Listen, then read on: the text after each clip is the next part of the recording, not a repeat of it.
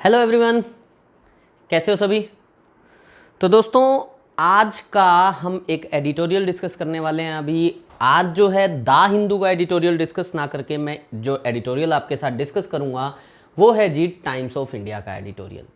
अब देखो, मैंने आपको शायद पहले भी कई बार आपको बताया होगा सब लोगों को कि आप लोगों को भी कुछ ऐसा ही करना चाहिए। होता क्या है कि हम एक ही टाइप का न्यूज़पेपर जब पढ़ते हैं तो हमें एक ही टाइप की लैंग्वेज समझ में आने लग जाती है, लेकिन डिफरेंट टाइप की लैंग्वेज जब हमारे सामने आती है तो हमारी टेंटें फिस हो जाती है। तो इसीलिए मैं सबसे कहता हूं कि रीडिंग हमेशा डिफरेंट सोर्सेज से करनी चाहिए। डिफरेंट न्यूज़पेपर्स को, डिफरेंट नॉवेल्स को, डिफरेंट बुक्स को रीड करते रहना चाहिए। किसी भी एग्जाम की अगर आप तैयारी कर रहे हो तो रीडिंग इज मस्ट। तो रीडिंग के लिए आज हम टाइम्स ऑफ इंडिया का एडिटोरियल उठा के लाए हैं, पासिंग द बक। अब ये जो पासिंग द बक है, इसका मतलब क्या होता है जी? पासिंग द बक का मतलब होता है रिस्पॉन्सिबिलिटी को पास कर देना। बक माने यहाँ पे रिस्पॉन्सिबिलिटी होता है, पास द बक का मतलब होता है अपनी रिस्पॉन्सिबिलिटी को पास कर देना। किस चीज के ऊपर एडिटोरियल लिखा गया है वो आपको बता देता हूं। आपको सबको पता होगा कि कल जगन्नाथपुरी में, कल की डेट में जगन्नाथपुरी में रथ यात्रा हुई, ठीक है। लेकिन इस रथ यात्रा को पहले सुप्रीम कोर्ट ने मना कर दिया था। सुप्रीम कोर्ट ने कह दिया था कि यह रथ यात्रा नहीं होनी चाहिए। फिर बाद में उड़ीसा गवर्नमेंट फिर से एक पीआईएल लेके पहुंची, एक अपील लगाई, तो रथ यात्रा को अलाउ किया गया। और इसमें यह कहा गया था कि सोशल डिस्टेंसिंग के नॉर्म्स को फॉलो किया जाएगा और ज़्यादा भीड़ इकट्ठी नहीं होगी। तो उसी सब चीज़ के ऊपर ऑथर ने लिखा है कि भैया ये क्या हो रहा है, यहाँ पे पासिंग द बक हो रही है, रिस्पॉन्सिबिलिटी पास हो रही है। ऑथर ये कहना चाह रहा है कि गवर्नमेंट को डिसीजन खुद से लेना चाहिए था इन चीज़ों पे। सुप्रीम कोर्ट तक तो ये इशू पहुंचना ही नहीं चाहिए, पहले ही इन सब चीज़ों को देख लिया जाना चाहिए था। तो ऑथर क्या लिखना चाह रहा है, पढ़ने की कोशिश करेंगे, समझने की कोशिश करेंगे, साथ में चलते हैं टाइम्स ऑफ इंडिया के इस एडिटोरियल पासिंग द बक पे। इन सबसे पहले आपको बता देता हूँ 11:30 बजे अभी हमारी ये एसके क्लासेस के यूट्यूब चैनल पर एडिटोरियल डिस्कशन चल ही रहा है। आज का शेड्यूल बता रहा हूँ आपको। दिन में 2 बजे बच्चों अनअकैडमी पे एक हम एडिटोरियल और डिस्कस करेंगे और साथ ही साथ कुछ प्रैक्टिस क्वेश्चंस करेंगे। ये भी फ्री क्लास रहने वाली है। शाम को जो 4:30 बजे वाली वो कैब की क्लास होती है बच्चों, आज वो कैब की क्लास नहीं हो पाएगी कुछ कारणों से, लेकिन आगे वो जब भी कंटिन्यू होगी, जैसे भी होगी मैं आपको बता दूंगा। और रात को 8 बजे रीडिंग कॉम्प्रिहेंशन, शाम को 6 बजे जो मैंने आपको शायद आपको पहले बताया था कि अपने इसी YouTube चैनल के ऊपर शाम को 6 बजे मैं एक क्लास लेने वाला हूँ सब्जेक्टिव मूड को लेके। तो जी आज वो सब्जेक्टिव मूड वाली क्लास जो है नहीं हो पाएगी। आज हम उस 6 PM वाली क्लास को जो है आज नहीं करेंगे, उसको जो जैसे भी करूँगा कल करूँगा मोस्ट प्रोबेबली। तो कल मैं सुबह आपको अनाउंस करके बता दूंगा कि आज नहीं है तो कल है या नहीं है, ठीक है। 2 बजे ये क्लास है, 8 बजे रीडिंग कॉम्प्रिहेंशन की क्लास जो है ये प्लस क्लास है बच्चों। प्लस क्लास का मैंने मीनिंग आप सबको कई बार बता ही दिया है। अनअकैडमी की जो प्लस क्लासेस होती हैं वो पेड क्लासेस होती हैं, सब्सक्रिप्शन लेना पड़ता है। और अनअकैडमी की प्लस क्लासेस का सब्सक्रिप्शन आज की डेट में बहुत सस्ता है बच्चों, बहुत इफेक्टिव भी है। पहले तो जिन लोगों को अनअकैडमी पे मेरी क्लासेस देखनी है, सबसे पहले कहूँगा कि मेरी प्रोफाइल को जरूर फॉलो कर लें। और अनअकैडमी पे अगर किसी को भी मेरी क्लासेस को लेना है, सब्सक्रिप्शन लेना है अगर अनअकैडमी पे किसी को भी, तो उनसे कहूंगा कि this is the referral code, SK English classes, this is the referral code. इस कोड को अप्लाई जरूर करें। और सबसे यही कहूंगा कि जिसको भी सब्सक्रिप्शन लेना हो एटलीस्ट 1 ईयर वाला सब्सक्रिप्शन लें, क्योंकि 1 ईयर वाला जो सब्सक्रिप्शन है वो बहुत ही कॉस्ट इफेक्टिव होता है। 6,000 रुपीज़ में आपको 1 ईयर के लिए सब क्लासेस मिल जाती है। इसके अलावा टेस्ट भी और बहुत कुछ यहाँ पर आपको मिल जाता है, लाइव क्लासेस, स्पेशल क्लासेस, बहुत कुछ होता है, ठीक है जी। तो और अभी यही कोर्स चल रहा है जिसके अंदर मेरी आज रात को 8 बजे रीडिंग कॉम्प्रिहेंशन को लेकर क्लास है। इसके अलावा डिस्कस कर लेते हैं इस पासिंग द बक को। पासिंग द बक में ऑथर ने कहना क्या चाहा है वो आपको सबसे पहले बता देता हूं। देखो क्या लिखा है, कह रहे हैं government must decide on religious congregations. कह रहे हैं गवर्नमेंट को डिसाइड करना चाहिए किस चीज के ऊपर, रिलीजियस कॉन्ग्रीगेशन। कॉन्ग्रीगेशन का मतलब होता है मीटिंग, कौन माने टुगेदर, ग्रेग का मतलब होता है ग्रुप। तो कौन माने टुगेदर, ग्रेग का मतलब होता है ग्रुप। तो कॉन्ग्रीगेशन का मतलब होता है जब कोई मीटिंग इकट्ठी हो रही हो, जब कई सारे लोग इकट्ठे हो रहे हो, उसको बोलते हैं। तो रिलीजियस कॉन्ग्रीगेशंस के ऊपर गवर्नमेंट को खुद से डिसाइड करना चाहिए। एंड पेंडेमिक रिस्ट्रिक्शंस, और पेंडेमिक में क्या रिस्ट्रिक्शंस लगानी है ये भी गवर्नमेंट को डिसाइड करना चाहिए। Keep the courts out. Government को चाहिए कि कोर्ट्स को इस सब चीज, भाई ये काम एग्जीक्यूटिव का है ना कि जुडिशरी का। ये काम एडमिनिस्ट्रेशन का है कि कहां पे क्या होना चाहिए और कहां पे नहीं होना चाहिए। अगर हर चीज में हम पहले ही कोर्ट के ऊपर बर्डन इतना ज्यादा है, हम कोर्ट के ऊपर और बर्डन डाल देंगे तो कहीं ना कहीं दिक्कत वाली चीजें हैं। तो कह रहा है कीप कोर्ट्स आउट। इसी चीज को ऑथर ने लिखने की कोशिश की है। पढ़ते हैं क्या लिखा है। The hearing in supreme court over the conduct of the Puri Jagannath temple रथ यात्रा अंडरस्कोर। बच्चों अंडरस्कोर का मतलब होता है हाईलाइट करना। The hearings in supreme court, hearing हुई सुप्रीम कोर्ट में किस चीज को लेके, over the conduct of the Puri Jagannath temple रथ यात्रा, कि क्या पुरी में जगन्नाथ रथ यात्रा जो होने वाली है, conduct the manner in which a person behaves specially in a particular place और सिचुएशन, भाई वो कंडक्ट होनी चाहिए या नहीं होनी चाहिए। कंडक्ट होनी चाहिए मतलब हेल्ड होनी चाहिए या नहीं होनी चाहिए। इसको लेके जो हियरिंग्स हुई हैं सुप्रीम कोर्ट में, अंडरस्कोर वो चीज हाईलाइट करती है, why matters in administrative domain are best left to governments. तो कह रहे ये चीज बताती है कि क्यों जो मैटर्स हैं एडमिनिस्ट्रेटिव डोमेन के, डोमेन माने एरिया होता है बच्चों, डोमेन माने an area of territory owned by controlled by a particular ruler और गवर्नमेंट। एडमिनिस्ट्रेटिव डोमेन के जो मैटर्स हैं they are best left to governments, कि उनको गवर्नमेंट तक ही क्यों छोड़ दिया जाना चाहिए। कह रहे लास्ट वीक एससी माने supreme court, last week supreme court had directed that, last week supreme court ने डायरेक्शन दी थी क्या, there will be no Rath Yatra this year in a PIL होती है पब्लिक इंटरेस्ट लिटिगेशन, जनहित याचिका। तो कह रहे this year in a PIL filed by a little known NGO. Little known NGO मतलब एक ऐसा एनजीओ जिसको लोग ज्यादा नहीं जानते, उसने एक पीआईएल फाइल की थी और सुप्रीम कोर्ट ने ये ऑर्डर दे दिया था कि इस साल कोई भी रथ यात्रा नहीं होगी with some top billed lawyers appearing for it. और इस एनजीओ ने जो पीआईएल फाइल की थी, इस पीआईएल में कुछ टॉप बिल्ड लॉयर्स थे। टॉप बिल्ड लॉयर्स मतलब बड़े बड़े लॉयर्स थे। टॉप बिल्ड का मतलब ऐसे लॉयर्स जिनको बहुत ज़्यादा पैसा मिलता है, अपीयरिंग फॉर इट। तो सुप्रीम कोर्ट ने ये ऑर्डर दे दिया था नहीं होगा। फिर कह रहे the court had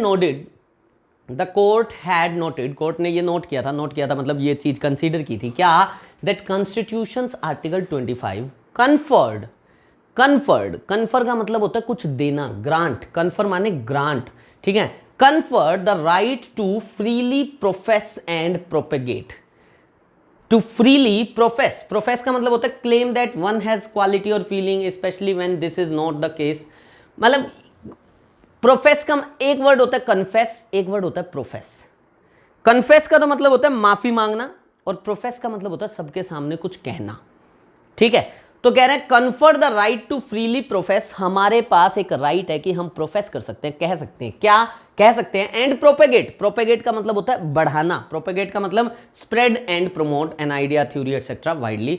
propagate religion subject to public order, हम हमारे धर्म को लोगों को बता सकते हैं, हम हमारे धर्म को लोगों के बीच में फैला सकते हैं, प्रसार कर सकते हैं, सब्जेक्ट टू बस। लेकिन उसमें एक इशू है, एक सब्जेक्ट है, सब्जेक्ट टू का मतलब एक कंडीशन है क्या, कि उसमें पब्लिक ऑर्डर होना चाहिए, मतलब पब्लिक के बीच में कोई डिसऑर्डर ना हो, उससे मोरालिटी होनी चाहिए, उसके अंदर मोरल वैल्यूज होने चाहिए, मोरालिटी मतलब मोरल वैल्यूज होनी चाहिए, एंड हेल्थ, और मतलब किसी का हेल्थ को भी कोई हैजार्ड नहीं होने चाहिए, ठीक है। तो आप अपने धर्म को फैला सकते हो, प्रचार प्रसार कर सकते हो, ये है प्रचार और ये है प्रचार और ये है प्रसार। तो प्रचार प्रसार कर सकते हो बिना किसी रुकावट के, बट द ऑर्डर इंसेंस्ड। लेकिन जो सुप्रीम कोर्ट ने ये ऑर्डर दिया, इस ऑर्डर ने इंसेंस कर दिया मतलब गुस्सा दिला दिया। इंसेंस का मतलब होता है make angry many sections of devotees के बहुत सारे सेक्शंस को गुस्सा दिला दिया, एंड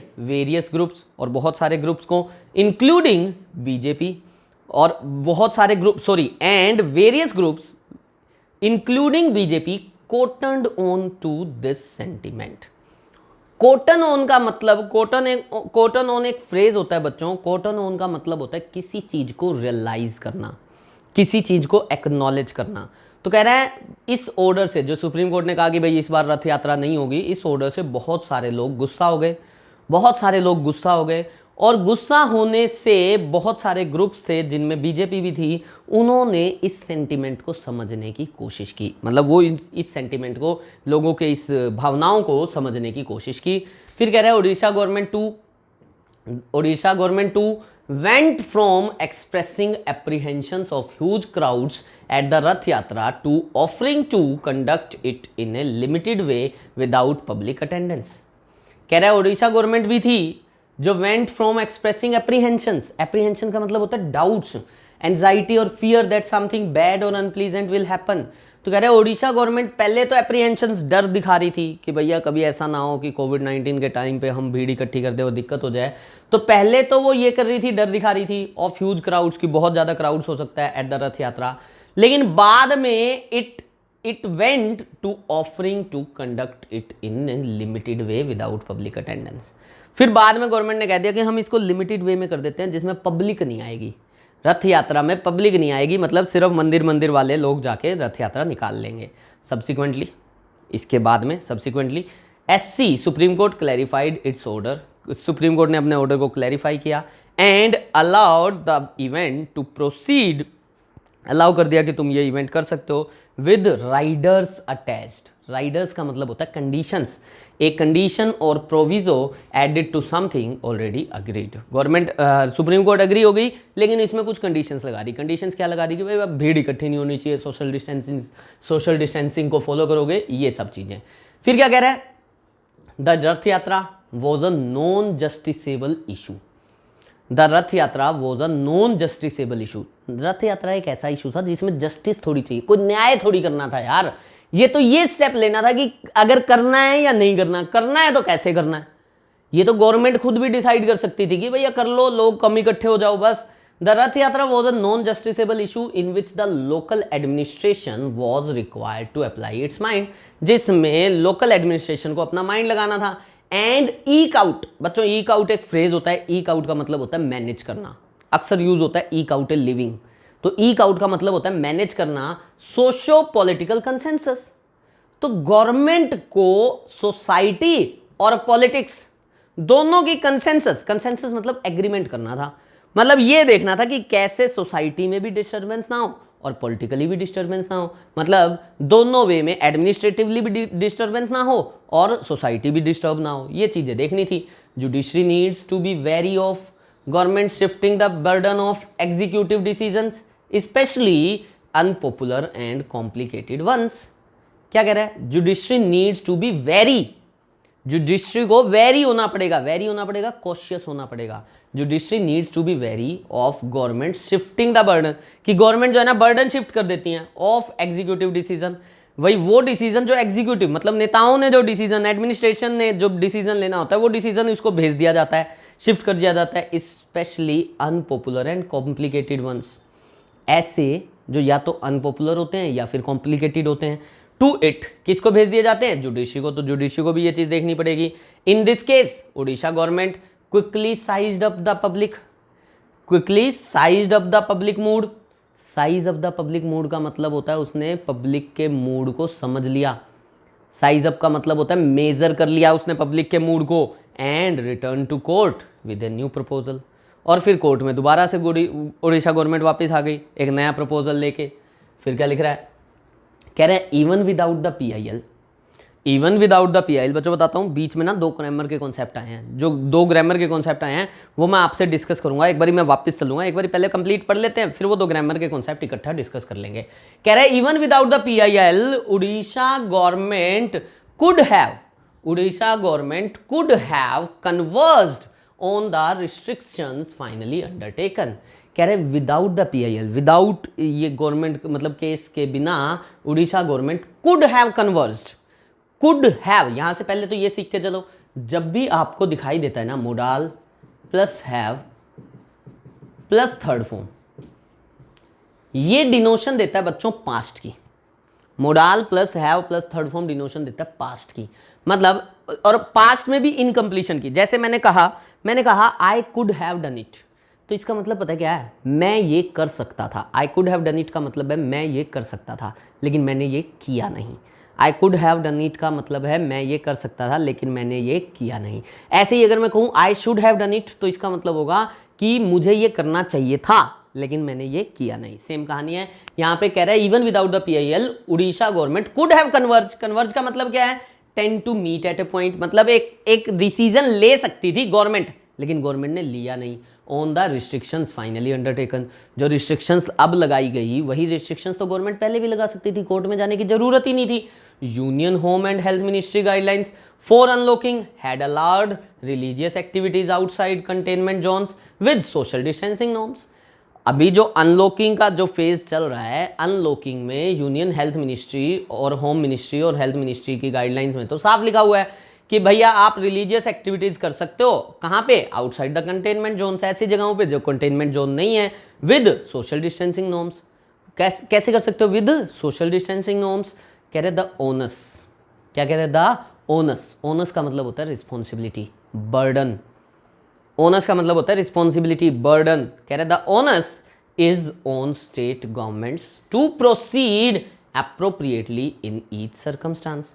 तो कह रहे ये जो रिस्पॉन्सिबिलिटी है ये स्टेट गवर्नमेंट पे है कि वो आगे बढ़े सही तरीके से इन ईच सर्कमस्टांस। क्यों हर बार कोर्ट को बीच में घसीटना। इसके बाद क्या लिख रहा है ऑथर, कह रहे द कंसेशन, कंसेशन मतलब जो सुप्रीम कोर्ट ने अलाउ कर दिया। कंसेशन का मतलब क्या होता है, a thing that is granted specially in response to demands. The concession made for Puri will pave the way, will pave the way. Pave the way का मतलब होता है रास्ता बनाना, कवर विद फ्लैट स्टोन्स नहीं। पाव द वे का मतलब होता है कोई रास्ता बनाना for a slew of, a slew of का मतलब a large number of similar demands by religious denominations that don't get their way और from governments looking for escape routes from hard decisions. कह रहे ये जो कंसेशन पूरी में हुई इससे नए रास्ते खुल गए, किसके लिए, ए large number of similar demands के लिए, बाय रिलीजियस डिनोमिनेशंस, मतलब जो अब रिलीजियस दूसरे ग्रुप्स हैं वो भी इस तरह की डिमांड करेंगे, दैट डोंट गेट देयर वे, जिनको मतलब इस तरीके से रास्ता नहीं मिल रहा था, और फ्रॉम गवर्नमेंट्स, या गवर्नमेंट्स इस तरह की डिमांड करेंगी, लुकिंग फॉर, जो चाह रही होंगी, क्या चाह रही होंगी, एस्केप रूट्स, जो खुद को इस टाइप की चीज़ों से बाहर निकालना चाह रही होंगी, फ्रॉम हार्ड डिसीजन। हमारे देश में पता है क्या है, एक चीज़ है, रिलीजन को लेके ना गवर्नमेंट्स डिसीजन नहीं लेती। रिलीजन को लेके गवर्नमेंट्स को डिसीजन लेने में डर लगता है। क्यों डर लगता है, क्योंकि इनको पता है हमारे देश में रिलीजन ही एक ऐसी चीज़ है जिसके नाम पे सबसे बड़ा धंधा किया जाता है, जिसके नाम पे सबसे बड़ा इंसान को बेवकूफ़ बनाया जाता है, और रिलीजन के नाम पे ही हम इमोशनली इतने ज़्यादा ब्लैकमेल किए जाते हैं जितना पूरे वर्ल्ड में शायद कहीं नहीं किया जाता होगा। तो इसीलिए ना वो भी एस्केप रूट्स ढूंढते हैं अगर कोई इस तरह का हार्ड डिसीजन लेना पड़ जाए। The pandemic needs assured decision making bye governments. तो कह रहे द पेंडेमिक नीड्स, अगर ये जो महामारी चल रही है इसमें हमें क्या चाहिए कि एश्योर्ड डिसीजन मेकिंग हो गवर्नमेंट्स के द्वारा, गवर्नमेंट खुद इस तरह के डिसीजन लें। Outsourcing executive responsibility to courts helps no one's cause. तो कह रहा है ये जो आउटसोर्स कर रहे हो, आउटसोर्स का मतलब होता है मतलब अपना काम किसी और से करवाना, तो अपना काम जो एग्जीक्यूटिव रिस्पॉन्सिबिलिटी जो है अगर वो आप दूसरे पे डाल रहे हो, किस पे डाल रहे हो, कोर्ट्स पे, तो हेल्प्स नो वंस कोज। तो कह रहा है इससे किसी का भी बेनिफिट नहीं होने वाला है, इससे किसी का भी बेनिफिट नहीं होने वाला है। यानी कि कोर्ट्स को ऑथर यही कहना चाह रहा है इन सब चीज़ों से बाहर रखने की ज़रूरत है। अब आते हैं थोड़ा सा ग्रामर के कॉन्सेप्ट पे। मेरे 2 क्वेश्चन है आज के आर्टिकल को लेके आपसे। देखो बच्चों एक चीज़ बताता हूँ, आर्टिकल पढ़ लिया, समझ में आ गया, कॉम्प्रीहेंशन हो गई, बहुत अच्छी बात है, ठीक है। लेकिन खाली कॉम्प्रीहेंशन थोड़ी सीखनी है, कॉम्प्रीहेंशन के साथ हमें ग्रामर और वोकैब पे भी फोकस करना है। वोकैब भी हो रही है, बहुत अच्छी बात है। बचती है ग्रामर। तो ग्रामर का एक कॉन्सेप्ट जैसे अभी मैंने बताया, could have plus third form जो था वो पास्ट को डिनोट कर रहा था, इनकम्प्लीट पास्ट को। ऐसे इस आर्टिकल के अंदर 2 कॉन्सेप्ट हो रहे हैं। कॉन्सेप्ट तो बहुत सारे होते हैं बच्चों, सारे कॉन्सेप्ट एक ही क्लास में डिस्कस नहीं हो सकते, तो एक मेरी कोशिश रहती है कि एक कॉन्सेप्ट तो एटलीस्ट ग्रामर से रिलेटेड भी डिस्कशन कर लिया जाए। तो अभी आपके सामने एक चीज़ दिखाता हूं मैं आपको। यहाँ पे देखो इस स्लाइड पे, हाँ इस स्लाइड पे हम देखते हैं, ध्यान देखना। Orissa government too went from expressing apprehensions of huge crowds at the Rath Yatra to offering और टू कंडक्ट। एक टू के बाद V1 आ रहा है, एक टू के बाद V1 प्लस ING आ रहा है। क्या ये कॉन्सेप्ट सही है? क्या यहां पे ये टू के बाद ऑफरिंग आना चाहिए? अगर आना चाहिए तो क्यों आना चाहिए? पूछ रहा हूं मैं मित्रों आपसे, आना चाहिए या नहीं आना चाहिए? आना चाहिए तो क्यों आना चाहिए? और नहीं आना चाहिए तो क्यों नहीं आना चाहिए। आप लोग कमेंट में मुझे आंसर जरूर करेंगे। तो आप लोग कमेंट करके मुझे आंसर जरूर करेंगे कि क्या इस 2 के बाद ये ऑफरिंग सही है। अगर सही है तो क्यों सही है। पहला कॉन्सेप्ट, पहला क्वेश्चन, मुझे कमेंट में आंसर चाहिए सबसे। बिना कमेंट किए अगर कोई चला गया ना तो फिर ठीक नहीं होगा आपके लिए।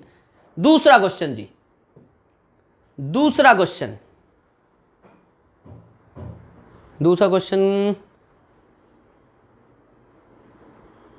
हाँ, दूसरा क्वेश्चन ये रहा, मैं खुद ही क्वेश्चन भूल गया था। दूसरा क्वेश्चन ये है बच्चों, ये जो कन्फर है ना बच्चों, कन्फर इसका मतलब होता है ग्रांट। तो मैंने ये सीखा है कि कन्फर के बाद ओन आता है, और ये सच्चाई है, ये बिल्कुल सही सीखा है मैंने कि कन्फर के बाद ओन आता है। लेकिन यहां पे तो कन्फर द राइट टू आ गया भाई, यहां पे तो टू आ गया। तो मेरा फिर से क्वेश्चन है, क्या ये टू सही है? अगर सही है तो क्यों सही है? तो क्या यहां पे ओन नहीं आना चाहिए? ओन आना चाहिए या टू आना चाहिए? इस चीज को भी आप कमेंट में मुझे जरूर बताइएगा। तो आपसे मिलूंगा मैं अभी 2 बजे, आपसे मिलूंगा मैं अभी 2 बजे, और इस चीज़ को हम कमेंट्स में देखेंगे और कल इस चीज़ पे डिस्कशन कर लेंगे। ठीक है जी, तो आज के लिए इतना ही दोस्तों। वीडियो को लाइक ज़रूर कीजिएगा अगर आपको वीडियो पसंद आ रही हैं, शेयर कर दीजिएगा। आपका भी भला होता है, दूसरों का भी भला हो जाएगा इन्हीं सब चीज़ों से, दूसरे भी सीख पाएंगे इन सब चीज़ों को। तो इन सब चीज़ों के लिए वीडियो को शेयर ज़रूर कर दीजिए, कमेंट करके मुझे आंसर ज़रूर बताइएगा। और भी अगर कोई आप फीडबैक देना चाहते हैं तो वो भी आप कमेंट सेक्शन में दे सकते हैं। तो आज के लिए इतना ही दोस्तों, थैंक यू एवरीवन।